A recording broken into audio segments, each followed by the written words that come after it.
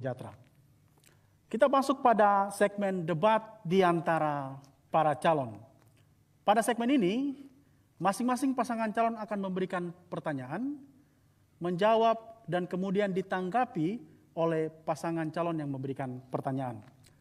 Waktu bertanya 1 menit, waktu menjawab 2 menit, dan waktu menanggapi hanya 1 menit. Kesempatan pertama saya mempersilakan kepada pasangan calon nomor urut 1 untuk memberikan pertanyaan yang telah disiapkan. Baik, APBD Kabupaten Yahukimo terdiri dari DAU 700 miliar, DAK, DDL, dan pendapatan asli daerah.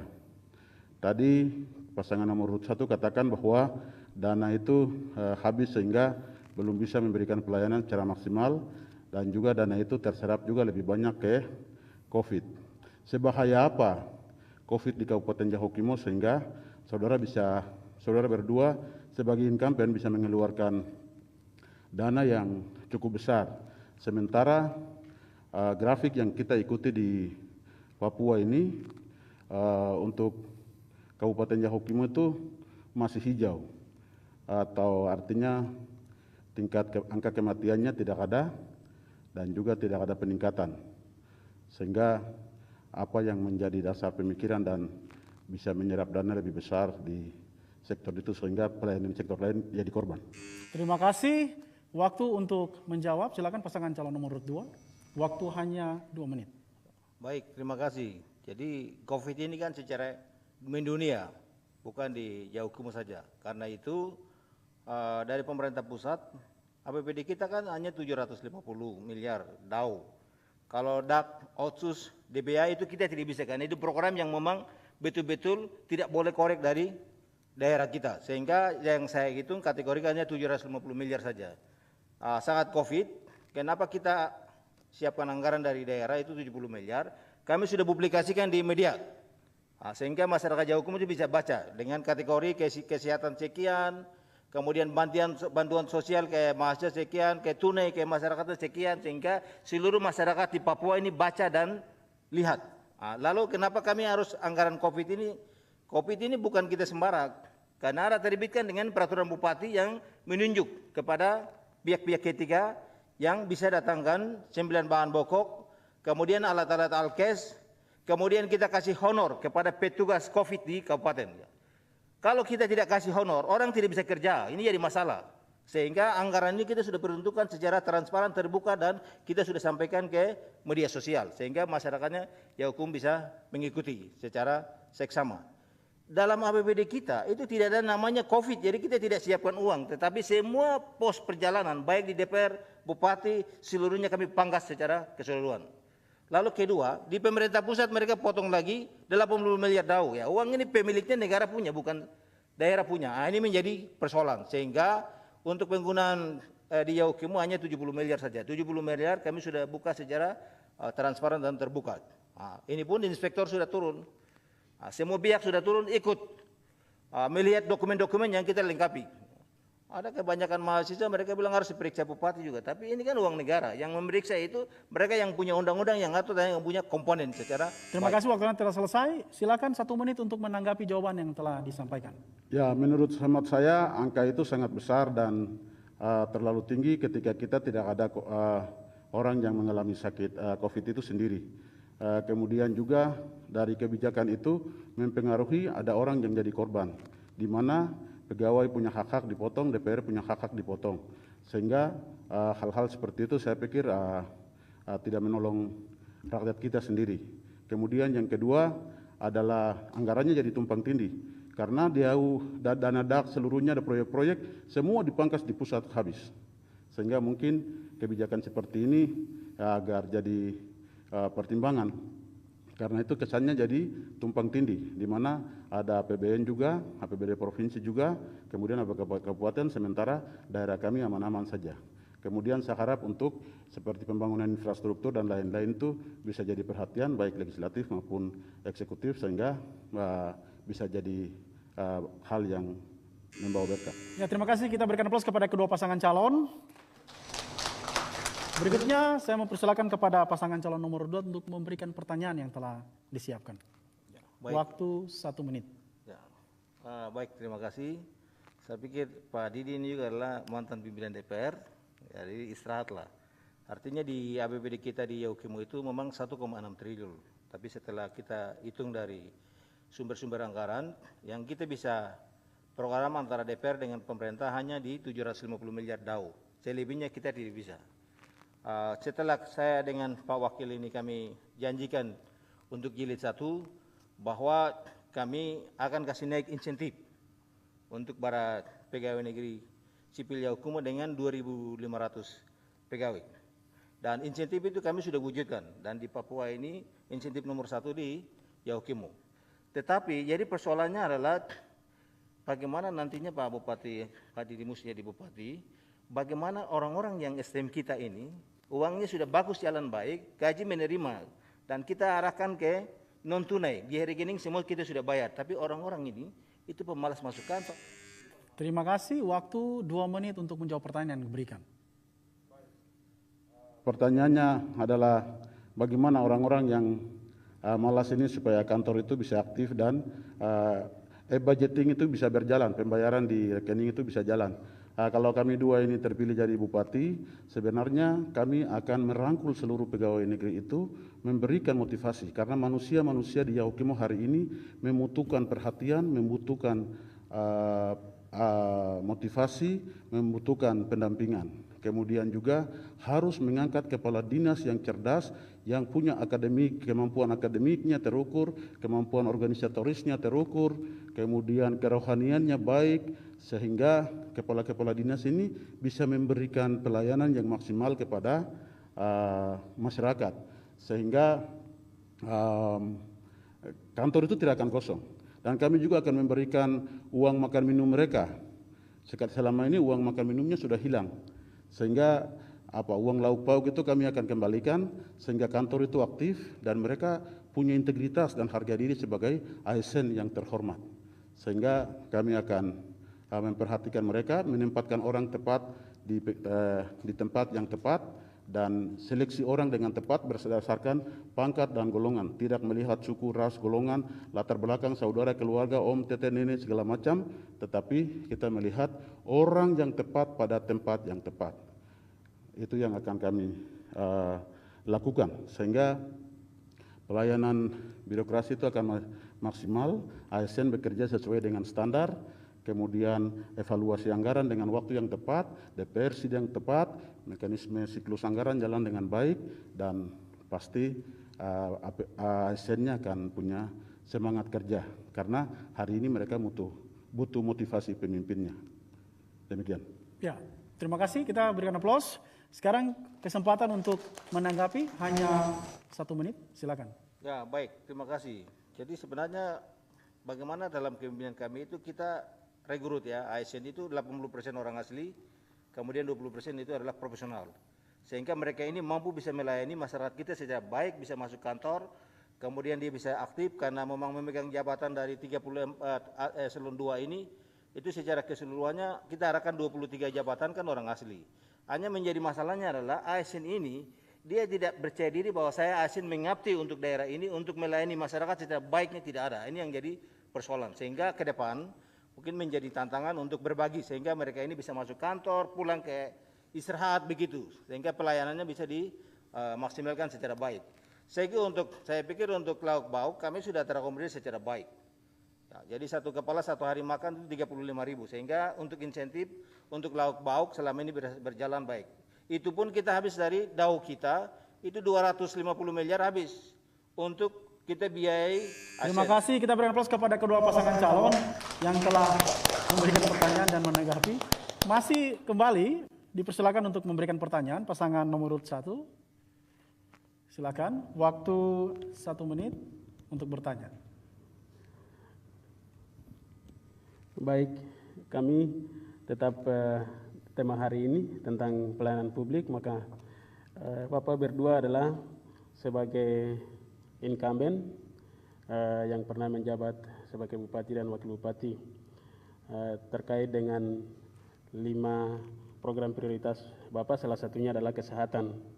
Nah, maka Rumah Sakit Fata Anggruk adalah rumah sakit milik Yayasan GKI yang dulu adalah rumah sakit rujukan di wilayah Pasifik maupun juga di Indonesia. Nah, ketika Bapak waktu itu menjanjikan bahwa akan membangun rumah sakit tipe B, nah progresnya sejauh mana di periode kedua ini untuk melanjutkan rumah sakit itu, karena sampai hari ini masih statusnya dari rumah sakit menjadi puskesmas. Terima kasih. Ya, terima kasih. Silakan waktu untuk menjawab. Baik, terima kasih. Sebenarnya di rumah sakit itu Fata Anggruk itu milik gereja. Jadi 2017 itu kita sudah bangun rumah sakit, lalu kita minta izin ke gereja GKI untuk berikan rekomendasi kepada kami. Tapi karena memang gereja belum berikan rekomendasi kepada kami, sehingga pemerintah tidak bisa mengambil alih untuk statusnya. Ya, status dari rumah sakit Fata ke pemerintah tidak bisa, karena itu gereja milik. Jadi kita menunggu gereja sampai sekarang belum serahkan ke kami. Kedua, untuk menghadirkan salah satu rumah sakit itu kita sudah datangkan dengan namanya Ibu Dr. Eni Kenenggalem. Beliau ini adalah orang Anggruk. Kita fasilitasi untuk penyakit-penyakit apa yang ada di Anggruk itu sehingga kita bangun rumah sakit ini. Tapi sayang sekali beliau tidak pergi. Ya. Nah, jadi ini jadi masalah. Jadi antara orang asli dengan orang ini non Papua bagus. Jadi non Papua bisa masuk, pendatangnya orang aslinya kita sudah biayai, tapi tidak sampai di tempat sehingga kita tidak menemukan salah satu penyakit yang menular di Anggruk. Sehingga rumah sakit ini kita sudah usulkan. Tetapi mereka lihat dengan ada persyaratan-persyaratan yang membangun rumah sakit secara baik. Karena itu bukan kita janjikan, tapi kita sudah laksanakan. Cuma jadi persoalannya adalah pertama dari pihak gereja GKI di Tanah Papua untuk harus minta izin dan serahkan asetnya. Sehingga direktur yang kita tugaskan juga, biaya APBD kita juga itu karena itu adalah anggaran negara. Sehingga ini menjadi persoalan. Kedua, petugas kita yang kita datangkan ini adalah beliau ini orang asli di sana, bisa pakai dengan bahasa daerah, sakitnya apa, ininya apa, sehingga kita bisa menemukan untuk penyakit-penyakit yang muncul di daerah di situ. Dua hal ini menjadi kelemahan sehingga kita tidak bisa lagi untuk bisa mengangkat direktur atau bisa jadikan menjadi rumah sakit. Ini menjadi kendala sehingga ke depan kalau kami terpilih kembali lagi, kami akan rumah sakit itu dijadikan menjadi rumah sakit rujukan di wilayah bagian utara. Terima kasih. Terima kasih. Silakan waktu 1 menit untuk menanggapi jawaban yang telah diberikan.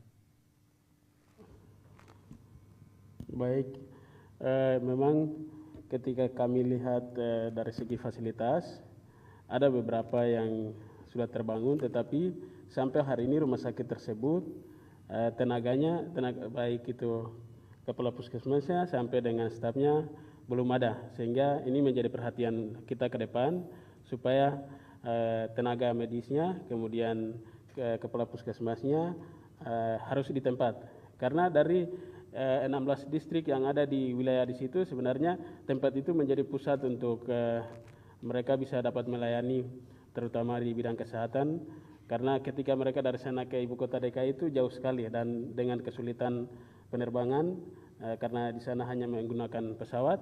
Nah, sehingga itu ke depan akan menjadi perhatian khusus supaya di wilayah itu tercover ketika kita melengkapi fasilitas tetapi juga dipenuhi dengan sumber daya manusia yang memadai. Terima kasih. Ya, kita berikan aplaus kepada kedua pasangan calon yang telah menjawab dan menanggapi.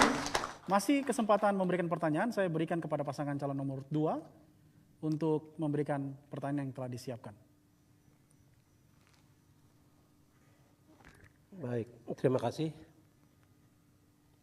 Terima kasih kepada KPU yang memberikan kami tema untuk 3 hal. Tema pokok adalah birokrasi, pelayanan publik, dan kesejahteraan. Nah, ini muncul apabila kedua calon mereka menyampaikan moto adalah pemulihan. Moto pemulihan. Kalau menurut saya, pemulihan ini kata-kata hamba-hamba Tuhan, penginjil, evangelis. Nah, sedang kami melaksanakan pemerintahan, Pak Bupati dengan saya. Nah, kenapa? Penilaian seperti apa? Kekurangan seperti apa? Lalu Bapak-Bapak angkat moto pemulihan. Pemerintahan sedang berjalan. Usia hampir 17 tahun umur Kabupaten Yahukimo. Terima kasih. Silakan waktu 2 menit untuk menjawab. Baik, untuk sebuah tema adalah hak. Siapapun bisa pakai tema apa saja, tapi bukan asal memilih tema, tapi sesuai dengan kondisi yang ada. Kami kenapa kasih tema pemulihan Yahukimo? Yang pertama, damai sejahtera yang sesungguhnya itu hilang. Dengan peperangan, dengan pembunuhan yang terjadi. Jadi bukan pelaksanaan pemerintahan yang berjalan. Pemerintahan itu akan ada selama pemerintah Republik Indonesia ini masih ada. Pemerintahan tidak akan berhenti. Tapi bagaimana kita memberikan jaminan keamanan kepada orang? Bagaimana kita memberikan perlindungan hak asasi manusia? Bagaimana orang dari Nusantara kita lindungi? Bagaimana hukum dan keadilan kita tegakkan? Ini yang hilang. Sehingga ini harus dikembalikan. Hubungan dengan gereja sebagai mitra yang terdekat, ini pun menjadi terhambat. Sehingga kami memberikan tema pemulihan itu supaya betul-betul kembali dengan visi misi mendirikan daerah Kabupaten Yahukimo itu adalah damai dan sejahtera. Damai di dalam rumah, baru sejahteranya akan ditambahkan. Dari hasil kerja, ketenangan, ketentraman, kedamaian, kesejukan, itu akan diberikan. Itu yang jadi kerinduan rakyat Yahukimo hari ini. Dan jangan ada pertumpahan darah. Itu yang kami akan memberikan perlindungan kepada masyarakat Nusantara yang ada di Kabupaten Yahukimo. Kerjasama dengan TNI dan Polri, memberikan keamanan, membawa orang ke pengadilan, supaya tidak ada orang satupun di dunia ini yang bisa menghabiskan nyawa manusia, kecuali Tuhan. Sehingga tema pemulihan yang kita pilih itu bukan asal-asalan, tapi kondisi real hari ini seperti itu. Sehingga gereja harus berbicara tentang suara kenabian. Kenapa umatnya seperti ini? Pemerintah harus memberikan perlindungan. LSM harus bicara. Begitu. Sehingga kita akan memberikan dampak. Terima kasih. Waktu 1 menit untuk menanggapi jawaban yang telah diberikan. Kalau begitu, 12 suku, 518 kampung, bahasa daerah yang berbeda-beda. Kami angkat birokrasi kemarin, keterwakilan kesukuan ada semua. Tadi calon bupati menyampaikan 80%. Kenapa cengeng? Kenapa marah-marah? Tidak mau masuk kantor? Insentifnya tinggi. Diangkat juga anak pribumi semua. Masing-masing keterwakilan suku. Tapi sampai hari ini malas masuk kantor. Di dunia ini Tuhan, tuan dan hamba. Bapak Bupati sebagai tuan. Kepala dinas, kepala badan, kepala kantor sebagai hamba. Terima kasih, waktu Anda telah selesai.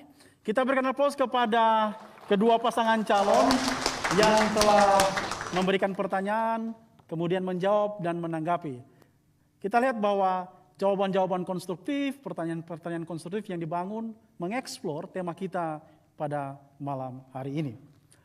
Hadirin dan pemirsa, kita baru saja melihat debat di antara para calon. Kita akan masuk pada segmen yang berikutnya, yaitu closing statement, namun kita akan jeda setelah pariwara berikut ini.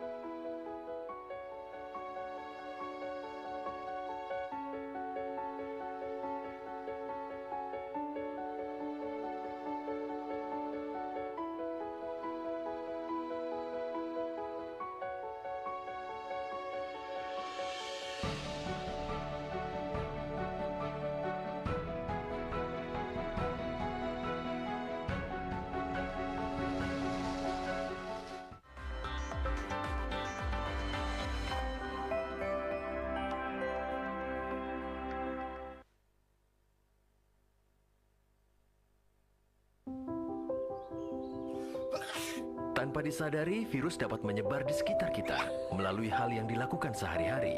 Virus tersebut dapat menular secara berantai, mulai dari satu orang ke orang yang lain, lalu ke orang lainnya lagi, hingga dapat menular ke banyak orang. Kita dapat mencegah penyebaran virus. Tutup hidung dan mulut ketika batuk atau bersin. Buang tisu bekas pakai ke tempat sampah tertutup. Cuci tangan pakai sabun sesering mungkin. Semakin banyak yang mencegah, semakin banyak yang terlindungi. Hai, sudah tahu dong soal virus corona yang saat ini lagi heboh sejagat.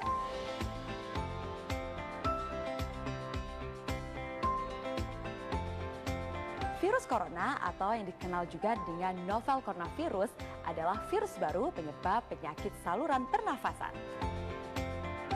Virus ini masih satu keluarga dengan virus penyebab SARS dan juga MERS yang sangat disayangkan sampai saat ini belum tersedia vaksinnya. Jadi kita perlu waspadai gejala klinisnya. Gejala klinis virus corona diantaranya adalah demam, batuk, gangguan pernafasan, sakit tenggorokan, letih, dan juga lesu. Mudah, lakukan 3 langkah cegah. 1. Tutup mulut saat bersin atau batuk, kalau perlu menggunakan masker ya. 2. Cuci tangan hingga bersih menggunakan sabun atau menggunakan cairan antiseptik. 3. Jaga kesehatan dengan perbanyak mengkonsumsi buah dan sayur, serta hindari mengkonsumsi daging setengah matang dan rutin berolahraga.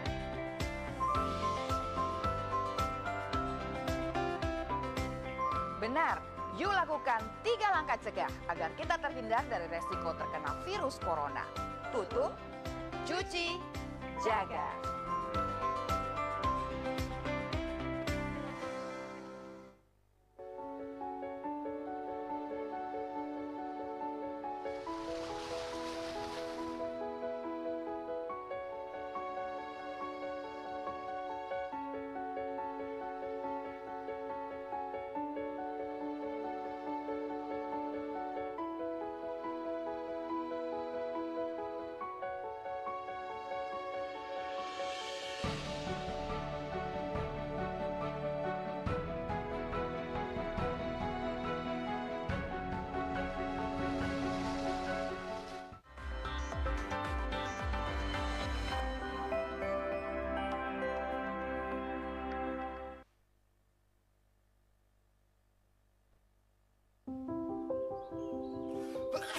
Tanpa disadari, virus dapat menyebar di sekitar kita melalui hal yang dilakukan sehari-hari. Virus tersebut dapat menular secara berantai, mulai dari satu orang ke orang yang lain, lalu ke orang lainnya lagi, hingga dapat menular ke banyak orang. Kita dapat mencegah penyebaran virus. Tutup hidung dan mulut ketika batuk atau bersin. Buang tisu bekas pakai ke tempat sampah tertutup. Cuci tangan pakai sabun sesering mungkin. Semakin banyak yang mencegah, semakin...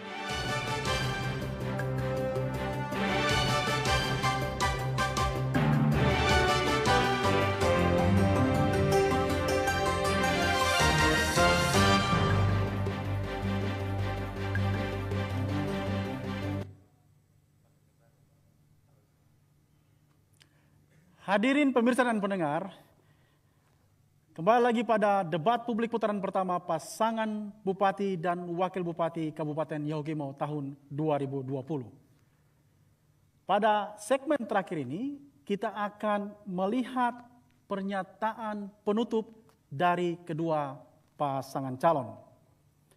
Waktu yang diberikan hanya 2 menit. Kesempatan pertama, saya berikan kepada pasangan calon nomor urut 2, Abok Busuk MA dan Julianus Heluka SH.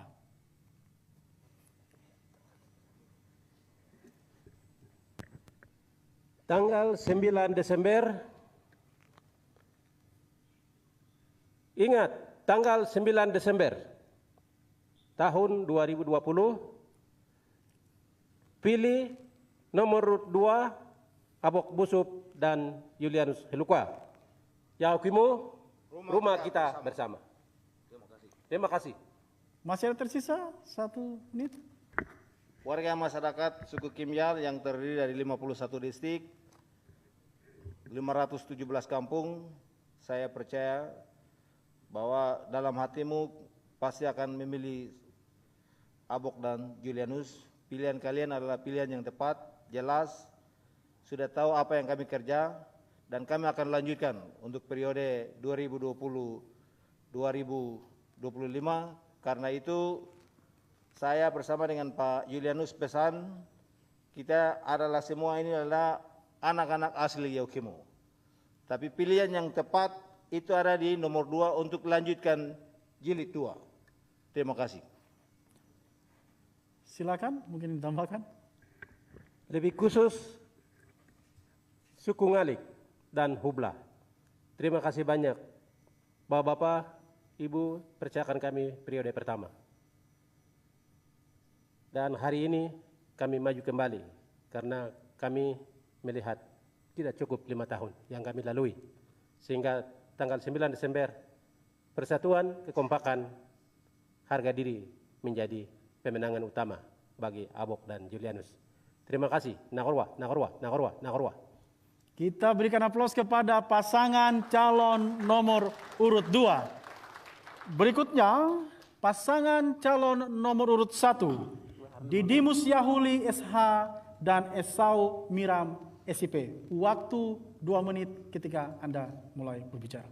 Saya Didimus Yahuli dan Esau Miram mengucapkan terima kasih dan rasa syukur kepada Tuhan sebab kasih setianya, berkat pertolongannya, sehingga dalam perjalanan panjang Tuhan telah kawal kami. Sehingga hari ini kami ada di mimbar yang terhormat ini, memberikan siapa kami dalam perjuangan ini. Yang baik telah kami sampaikan. Kamu ambil, masyarakat ambil yang baik, tapi yang kami sampaikan adalah ketulusan dari hati kami. Itu yang kami sampaikan, dan tanggal 9 jangan lupa coblos nomor urut 1. Kita juga ada tanggal 10, tanggal yang istimewa. Selamat Hari Pahlawan Nasional untuk Negara Republik Indonesia, dan juga tanggal 10 adalah Hari Dies Natalis Universitas Cendrawasih, alma materku yang ke-58. Selamat Hari Dies Natalis Universitas Cendrawasih. Dan juga besok kami akan merayakan hari ulang tahun Partai Nasdem. Tanpa Nasdem, kami dua tidak berdiri di sini. Tanpa Hanura, kami dua tidak berdiri di sini. Tanpa Perindo, kami dua tidak berdiri di sini. Tanpa Golkar, kami dua tidak berdiri di sini. Terima kasih untuk partai pendukung. Dan selamat ulang tahun untuk besok. Partai Nasdem yang ke-9. Maju terus. Dan Tuhan memberkati kita. Sekian dan terima kasih. Kita berikan aplaus kepada pasangan nomor urut 1. Inilah calon bupati dan wakil bupati Kabupaten Yahukimo. Mereka adalah putra-putra terbaik Yahukimo yang akan memimpin 5 tahun ke depan. Kita berikan aplaus lagi kepada kedua pasangan calon kita di malam hari ini. Hadirin dan pemirsa, bahkan pendengar, khususnya masyarakat Yahukimo, penyampaian closing statement ini sekaligus menutup debat putaran pertama kita pada malam hari ini. Semoga debat kandidat ini dapat memberikan informasi kepada masyarakat untuk menentukan pilihannya pada pemilu kada tanggal 9 Desember tahun 2020. Siapa calon yang akan memimpin kabupaten 5 tahun ke depan? Pilihannya ada di tangan Bapak Ibu, saudara-saudari masyarakat Kabupaten Yahukimo. Demikian seluruh rangkaian debat ini. Atas nama kerabat kerja yang bertugas, saya Jackson Yumame undur diri. Terima kasih dan sampai jumpa di debat kandidat berikutnya. Hadirin dimohon berdiri.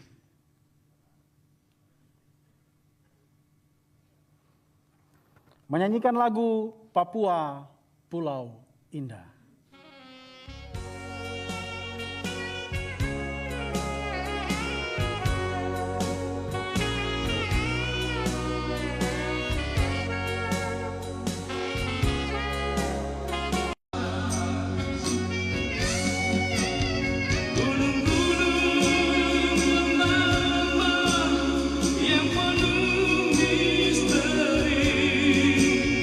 Kau punya